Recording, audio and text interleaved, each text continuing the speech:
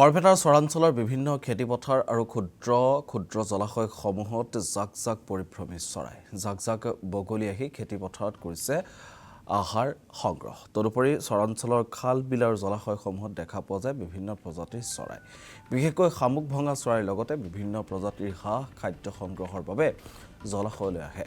পুৱাৰ ভাগত এনে শ শ বগলী আৰু পৰিভ্ৰমী চৰাইৰে ভৰি পৰে খেতিপথাৰ আৰু জলাশয়সমূহ। অৱশ্যে পূৰ্বৰ তুলনাত হ্ৰাস পাইছে পৰিভ্ৰমী চৰাই তথা বগলীৰ আহযাহ।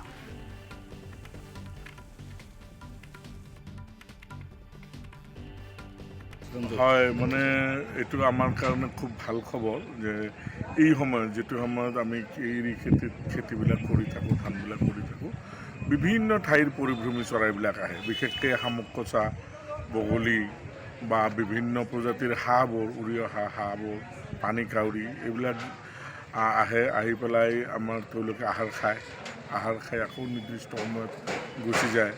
ঠিক অহা বছৰ এনেকুৱা সময়ত আহিব। কিন্তু এটা কথা লক্ষ্য কৰিছোঁ যে এই পৰিভ্ৰমী চৰাইবোৰৰো অহা যোৱা লাহে লাহে পৰিমাণটো কমি গৈছে। এইটো পৰিৱেশ প্ৰদূষণৰ কাৰণে হৈছে। আচলতে এই ক্ষেত্ৰত আমি যথেষ্ট সজাগ হ'ব লাগে। আচলতে আমাৰ ইয়াত তেনেকুৱাকৈ পৰিভ্ৰমী চৰাইবিলাক ধ্বংস হোৱা নাই যদিও ক'ৰবাত চোৰাং চিকাৰী বা মানে হিংস্ৰ মানুহৰ বলি হৈ এইবিলাক দিনে দিনে লোপ পাব ধৰিছে। গতিকে পৰিৱেশৰ প্ৰতি ভাল থকা এই আমাক পৰিৱেশ বান্ধৱ বুলি কোৱা এই পৰিভ্ৰমী চৰাইসমূহৰ প্ৰতি চৰকাৰে যথেষ্ট গুৰুত্ব দিব লাগে, যাতে কোনো কাৰণত